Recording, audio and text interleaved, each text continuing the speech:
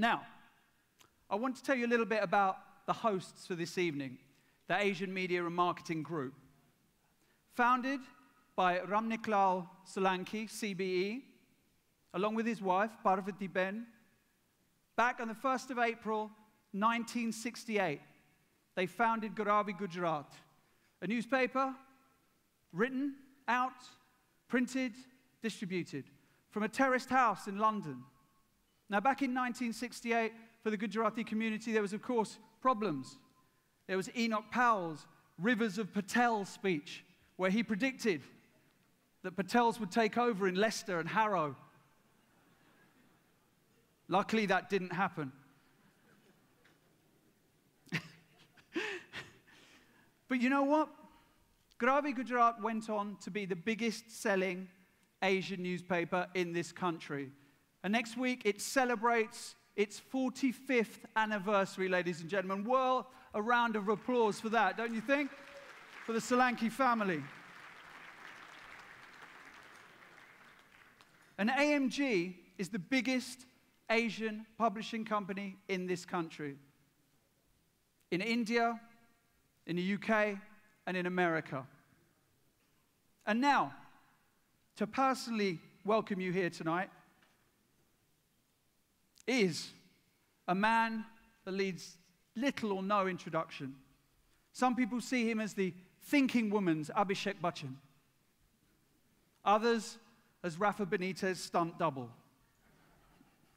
He is the elder, but some say younger-looking brother from the two Solanki brothers that now run the group. May I please welcome to the stage an amazing guy, truly an amazing guy for a Chelsea fan, Mr. Kalpesh Solanki.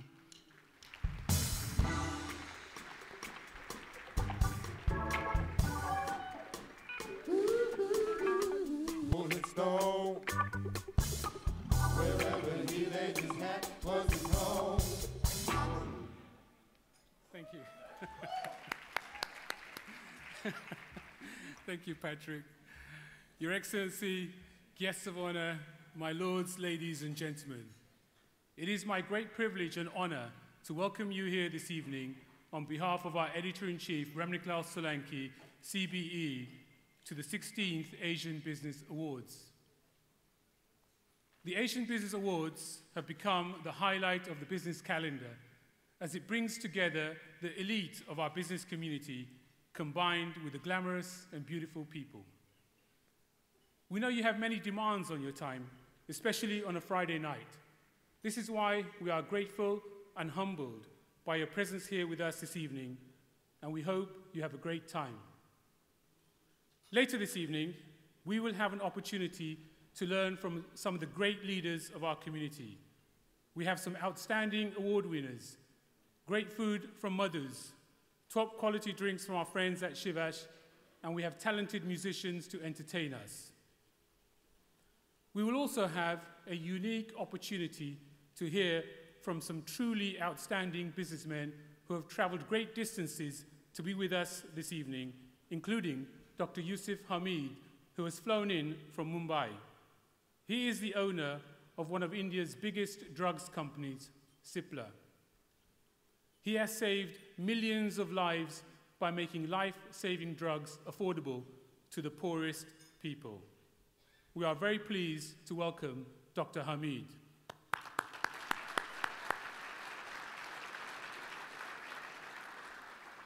We will also be speaking to the doyen of the legendary Hinduja family, Mr. G.P. Hinduja.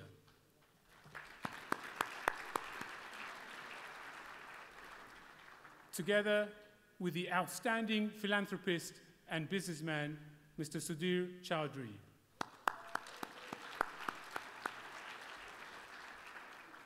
Both are businessmen on a global scale, and we look forward to hearing from them later. We have many more billionaires in attendance than ever before. We have brilliant young entrepreneurs who were the next generation of leaders. And we have many captains of industry and community leaders here this evening.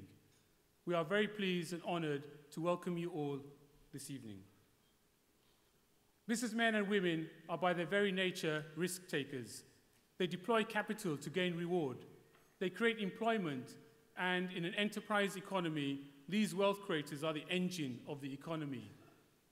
Entrepreneurs exploit opportunities. They take on dominant players. Some entrepreneurs innovate, and some provide a unique service. The Asian Business Awards provides a unique platform for us to celebrate the success of these entrepreneurs and to share their experiences with us. But businesses succeed within the right framework, and it is the responsibility of the government to build such a framework. There must be incentives for business to succeed, and special incentives to encourage small and medium enterprises. We are pleased to learn the Chancellor has reduced corporation tax and national insurance, together with other incentives to encourage business and employment. Successful entrepreneurs are sought after around the world because countries that seek growth will offer encouragement to attract business. Countries like India are actively seeking out Indians settled abroad. States like Gujarat host special conventions to showcase their offering. African nations are also in search of Asian business. With all these nations seeking out Asian entrepreneurs, we should feel pride in how far we have come as a community. As immigrants into this great nation, we have made immense progress and contributed to all aspects of British life. We are represented at the national level by bright young politicians, many of whom we are pleased to welcome here this evening. We have professionals contributing in the fields of medicine, pharmacy, engineering, accountancy, the law, and many more. Now, the natural step is for us to come together as a community and combine the wealth of expertise we have across the various professions and business. We all know the power of unity. United, we can form a body that can mentor the next generation of leaders from our community. We can harness our power to promote equality and women in business. And such a body can deal with issues of concern within the UK, help with international trade, foster relationships, and it should be robust enough to warrant an invitation to sit at the political top table. In any country, the media plays an integral role in society by reporting on news and events. Newspapers are the fourth pillar of democracy, and they reflect both the good and bad of our society. And publications like Eastern Eye have become a record of the history of our community. It understands the progress our community has made and reports on activities to meet the needs of its readership. And later this evening, we will launch this year's edition of the Asian Rich List. We have 7 billionaires on the list, including new ones like the Arora brothers, Ranjit Boparan, Jasminder Singh, and Sir Anwar Pervez. The Asian Rich List shows how Asian businesses are still doing extremely well despite the economy being in and out of recession. And we have seen many Asian entrepreneurs selling their businesses. We know Vijay and Bhikkhu Patel sold part of their business for £367 million. What a great return for Vijay, who started off working in a fish and chip shop to fund his education to become a pharmacist. Then there are the Arora brothers, selling a stake in their business that valued it at £960 million. And the Chitania family have sold Lorna Mead for an undisclosed sum. These entrepreneurs contribute billions to the exchequer in corporation tax. They provide employment and create communities. And many of these entrepreneurs have set up foundations to give back to society. Between the business people here this evening, you employ over 1 million people. The rise of the Asian business community is loud and clear. With the next generation following in the footsteps of their fathers, we believe this is just the beginning of the story of our community. The legacy we leave is in our hands. The wealth we create in this lifetime will speak volumes of our achievements, and some of our accomplishments will fade over time. But history will remember what we have done for others.